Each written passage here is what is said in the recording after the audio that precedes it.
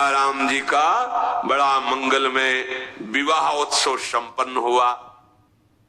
परम ज्ञानी श्री महाराज जनक जी महाराज हैं।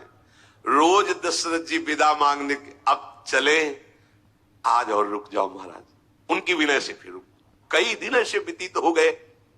तब विश्वामित्र जी ने देखा कि स्नेह की डोरी में बंधे हुए दोनों हैं, ये चलने को तैयार होते हैं। वो फिर कहते हैं आज और रुक जाओ, तो हम ऋषियों को बीच में आना पड़ेगा। इसलिए सदानंद जी और श्री कौशिक विश्वामित्र जी कहा महाराज जनक से कि तुम्हारा प्रेम बंधन ऐसा है कि कभी तोड़ नहीं सकते दशरथ जी। हमें लगता है कि अब आपको आज्ञा करनी चाहिए, ये अपने नगर को पधारें, क्योंकि रोज ये प्रार्थना करते हो, रोज आप रोक देते हैं। अवधनाथ चाहत चलन भीतर करहु जनाई, भय प्रेम वस सचिव सुनी विप्र सभा सदराम। जनक जी ने दूतों से, सेवकों से, अपने अंगरक्षकों से कहा जाओ तैयारी करो महाराज को विदा करने की, क्योंकि ऋषियों का आदेश हो गया है। महल में जाके सूचना करो। जो ही ये सूचना महल में पहुंची कि अवधनाथ अयोध्यापुरी को जाना चाहते, तो सब विकल हो गए, क्योंकि रोज इतना आनंद। राम लखन भरत शत्रुघ्न शियाजू उर्मिलाजू मांडवीजू सुतकीर्तिजू ऐसे महामही जुगल जोड़ी का दर्शन हो रहा है, आनंद बधावे मच रहे हैं। अब वो महाराज जाना चाहते, कैसे दर्शन होंगे? अदर्शन की भावना में पूरा रनिवास और जनकपुर एक बार शोक की सी लहर हो गई। फिर विचार किया कि ये तो होता ही है, अब तो महाराज को जाना ही पड़ेगा। तैयारी कर रहे हैं सब। महाराज जनक जी ने आदेश किया जहां जहां पहले बारात रुकी थी आने में, वहां वहां सब व्यवस्थाएं, पांडाल लगाए जाएं, रसोइयां तैयार की जाएं, कार पालकी में भर भर के, अग्नित बैलगाड़ी पे उस समय चलती थी, बैलगाड़ी पे लाद करके और अन्य वाहनों में सुंदर सुंदर भोग सामग्रियां भेज दी जहां जहां पड़ाव करने थे। सुंदर शैयाएं, सुंदर सुखद पेय पदार्थ। महाराज जनक जी ने तो पहले भी बहुत दिया था। अब जब जा रहे थे 1,00,000 घोड़े, 25,000 स्वर्ण के रथ, 10,000 महामत वाले हाथी जिनकी चिघाड़ से दिशाएं गर्जनायुक्त हो जाएं, और खूब गाड़ियों में भर भर करके रत्न सोना जवाहरात गाय, बहुत सी वस्तुएं दहेज में थी। अपरिमित कहा नहीं जाता। लोकपाल देख करके जो दहेज में संपदा दी गई, आश्चर्यचकित हो रहे। कोई आश्चर्य की बात नहीं। जहां समस्त सिद्धियों की स्वामिनी सियाजू विराजमान है, समस्त शक्तियों की स्वामिनी विराजमान, वहां वैभव क्या? बारात चलेगी ये सुनकर अयोध्यावासी हृदय में बहुत ही विकल हो रहे, जैसे पानी घट रहा है ये देखकर मछलियां विकल हो जाती हैं।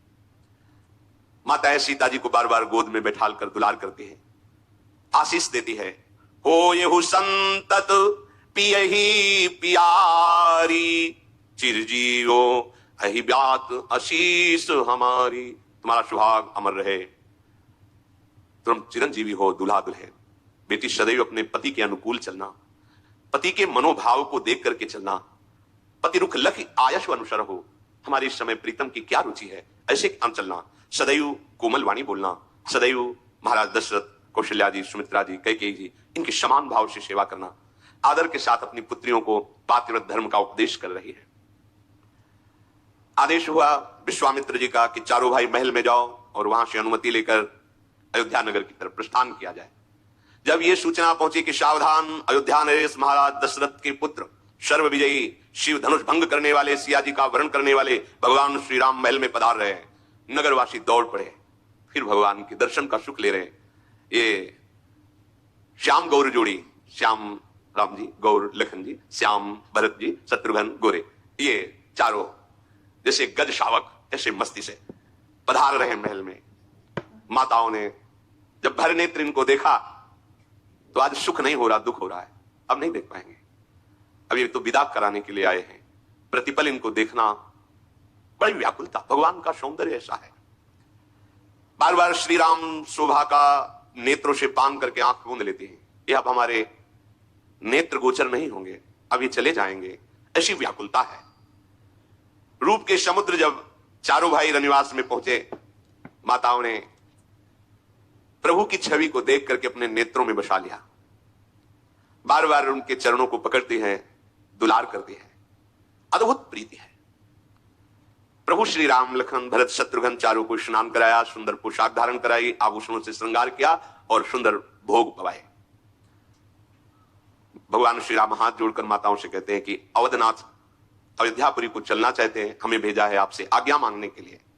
आप अपना बालक जानकर सदैव स्नेह करती रहिएगा। ऐसे वचन सुनने पर सबके हृदय में उदासी छा रही है, प्रेम विवशता है, माताएं बोल नहीं पा रही। चारों कुमारियों को, जो सियाजू, उर्मिलाजू, मांडवी जी और श्रुतकीर्ति जी, उनको बुलाया और समर्पित करते हुए कहा, मैं हाथ जोड़कर आपकी बलिहारी जाती हूं, आप तो सबके हृदय के, अभी ये बालक हैं, बच्चे हैं, अगर इनका कोई भी अपराध बन जाए मैं पहले से क्षमा मांगती हूं। कितना हम बस इतना कहते हैं कि हमारे प्राण हैं जो हम आपको समर्पित करते हैं। सियाजू की मां ने कहा, आप अपनी सेविका मान करके अगर कोई त्रुटि हो जाए तो क्षमा करते रहना, तुम तो पूर्ण काम हो, सुजान हो, तुम्हें तो सिर्फ भाव ही प्यारा है। हे भक्तों के गुणों को ग्रहण करने वाले, दोषों का नाश करने वाले, हे दया के धाम, सदैव आप कृपालु रहना, कोई गलती हो जाए तो क्षमा कर देना। तुम परिपूर्ण काम जान शिरोमणि भाव प्रिय, जन गुण ग्राहक राम, दोष दलन करुणायतन, अस कही रही चरण गहिरानी, प्रेम पंक जनु गिरा सिरानी। ऐसा कह के चरणों में लिपट गई। अब वाणी बोल नहीं सकती। जैसे प्रेम पंख में कोई फंस गया, दलदल में फंस जाए तो निकलना असंभव, ऐसे प्रेम पंख में फंस गया हृदय, भगवान के प्रेम पंख में हृदय फंस गया। प्रभु हाथ जोड़कर बहुत सम्मान करते हुए माताओं को, जो सियाजू की माता है, संतुष्ट कर रहे हैं। और आप आज्ञा कीजिए, बार बार प्रणाम करते हैं, बार बार आशीष देती है। जेब ही लिवा के चले, 4 कदम चलने पर फिर सियाजू मुड़ती तो दौड़कर माता गले से लग जाती, फिर दौड़कर लग जाती। कई बार ऐसा हो रहा है। अपार प्रीति है। सखियों ने माताओं को पकड़ लिया, जाने दीजिए। उस समय जो दशा हो रही है माताओं की, मानो सब के अंदर प्रेम विवशता छा गई है। ऐसा लग रहा है कि जनकपुर के इस रनिवास में करुणा ने डेरा डाल दिया है, विरह जनित। जानकी जी जो सुख सारिका को पाल रखा था, वो व्याकुल होकर बोल रहे हैं, कहां है सियाजू, कहां है सियाजू, ऐसे बोल रहे हैं सुख सारिका। माताएं रो पड़ती हैं। कोई भी जनकपुर का ऐसा नहीं है जिसकी दशा रनिवास जैसी ना हो गई हो, अर्थात सब प्रेम विरह से व्याकुल है। वैसे जनक जी को बहुत ज्ञानवान, धैर्यवान कहा गया, पर आज उनका धैर्य टूट गया। जब महल से बाहर ये चारों राजकुमार निकले, पीछे सियाजू, उर्मिलाजू, श्रुतकीर्तिजू, मांडवीजू, जे ही देखा सामने महाराज जनक, तो सियाजू दौड़ करके गले से लगी। बहुत हिम्मत कर रहे हैं जनक जी की, पर विवश हो गए, प्रेम का बांध टूट गया। अब ज्ञान काम नहीं किया।